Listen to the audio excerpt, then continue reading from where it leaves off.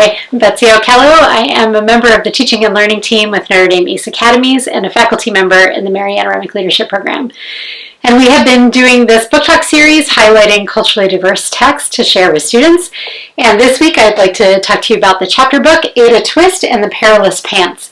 And this is part of a series of chapter books called The Questionnaires by Andrea, Beaty, and illustrations by David Roberts. And you might recognize this character from the picture book Ada Twist Scientist, and there's also two other picture books in that series, Rosie Revere, Engineer, and Iggy Peck, Architect. And all three of those characters come together in this series of chapter books. And so in this story, Ada is interested in science, and we meet her and her family. And I just wanted to highlight a couple things about this chapter book that I think are really special. So this is the beginning of chapter 3, and so you can see that we get these illustrations of what Ada is thinking about at the start of each chapter. So she's wondering what are smells, what are gases, and what is air. And so the chapter starts off as a narrative because it is a fiction chapter book. And so it says, Ada spent the next 2 hours reading her science books. She needed to know more about air and gases and about heat and smells.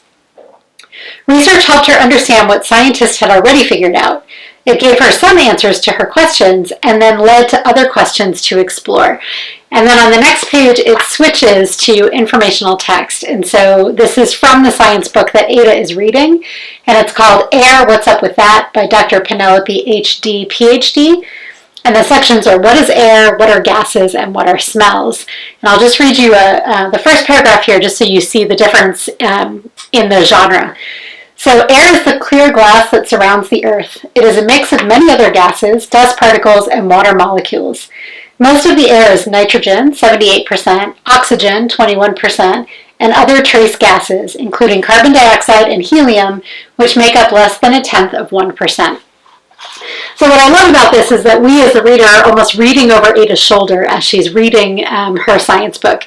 And I think it's great to be able to talk to students about how reading this text differs from the rest of the text that we've been reading, and how they would read a science book differently than how they would read a chapter book.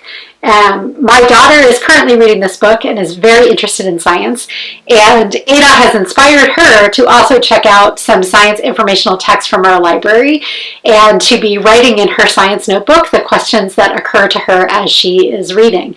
So again, I think this is a wonderful opportunity to talk with students about how scientists authentically use literacy, how do scientists read, how do scientists write, what questions do they think about as they're reading and writing, and that can just really open up even new opportunities and horizons for our students and inspire them to think like scientists in addition to becoming readers and writers.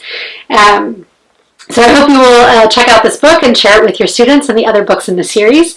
And also wanted to take an opportunity to wish everyone a happy Teacher Appreciation Week and to express our deep gratitude for opening up new words and worlds for the students with all of the wonderful books that you share with them in your classrooms. So we hope that you will subscribe and keep watching and keep reading, and thanks so much.